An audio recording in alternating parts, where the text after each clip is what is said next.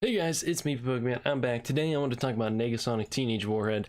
So she's gonna be a character that I assume when this video goes live, she will be farmable because her event would have started. So I'm going to talk about her kit today, sort of go through what she does, what I think about her, because she's an interesting character. So Negasonic Teenage Warhead, right here, once Marvel Strike Force feels like loading the character, she's the blaster for the X-Force team, or at least a blaster, because they have a couple of other blasters there, at least with Cable and the such. So she's an interesting character. We'll have to see how she really, I'll have to see her in gameplay really to really assess how good she is.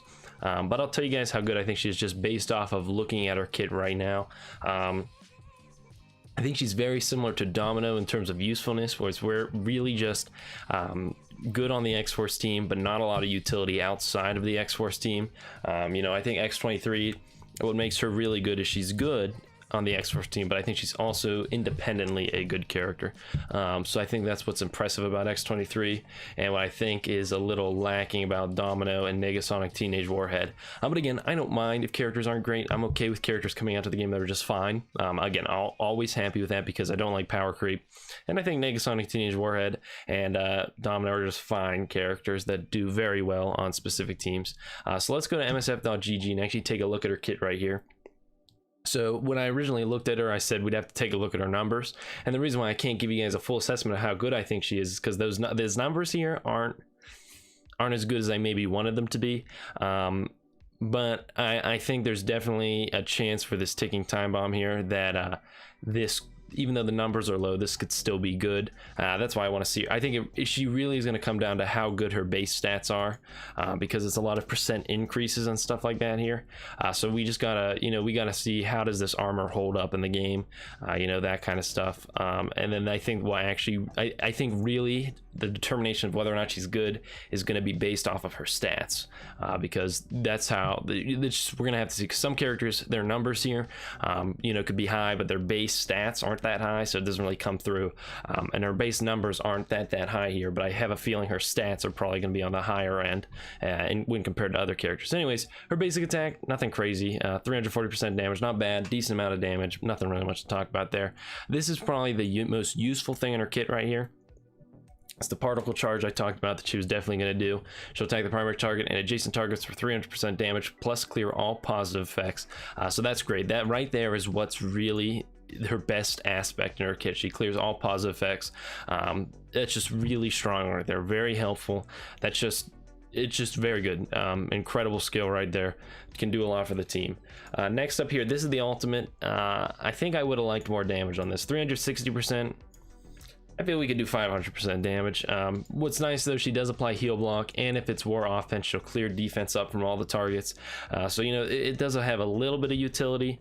But heal blocks, I've never had too much problem with characters healing. I mean, it is a problem on certain teams, but it's not. Red Skull, healing isn't really a problem. As Guardians, you do have to worry a bit about healing, but Mercenaries, you don't really have to worry about healing. A lot of the teams, it's not healing that I'm really having a problem with. So I don't know if this utility here is worth the less damage it deals for the ultimate. But it's not bad, and it is nice that it does apply heal block. So I think this is one of those things where it's like 360%. I'm like, I'm not really feeling the 360%. But I have a feeling her damage is probably, her stats are probably a little higher than every other character in the game. So if we go actually to the stats table right here, we can actually take a legitimate look. If we scroll down, Negasonic right here, so you can't see the exact number, but she's towards the top end of the game. So yeah, even though her number values maybe aren't as high as you maybe think you'd want them to be, it still sort of comes through because her stats are still to the higher end. And if we look at armor, while we're at the stat table, let's take a look at her armor, because she gets percent increases to her armor. So the higher her armor is, the better off she'll be.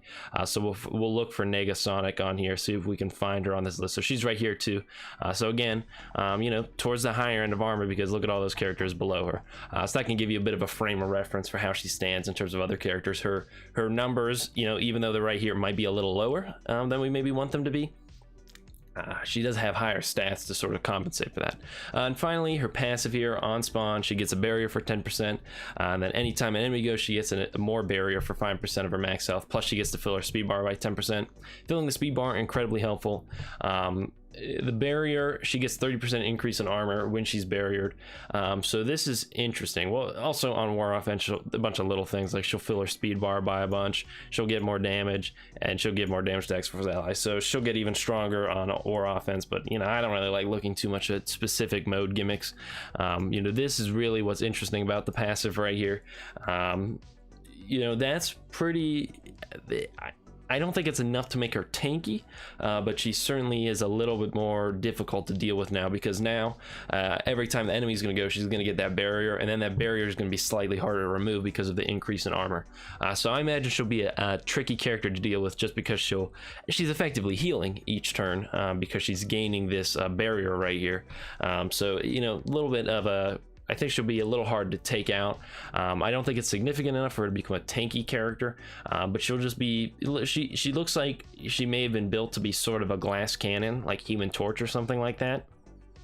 But instead of, you know, now there's like, it's not quite a glass cannon, because she's gonna get this bonus barrier every turn. So it's sort of like Human Torch with a barrier or something like that.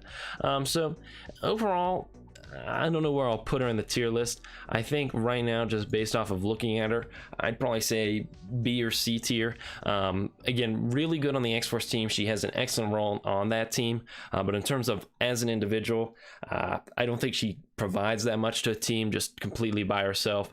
So, you know, we'll have to see how she comes in the game. I'm excited for the milestone event. I think she'll be a fun unlock. I think we'll get a ton of shards along with Negasonic Teenage Warhead. I just think it'll be really enjoyable, the unlock process for her. So I'm looking forward to that. With that being said, let me know what you guys think about Negasonic Teenage Warhead down below. Which is your favorite character out of the X-Force patch? You know, is it maybe Negasonic Teenage Warhead? You know, I'm always excited to see those kind of things in the comments down below. And at the end of the day, what do I really know? Because I am only an 18-year-old. I hope everyone have a happy and healthy day, and I'll see you guys in the next video. Signing off, everyone.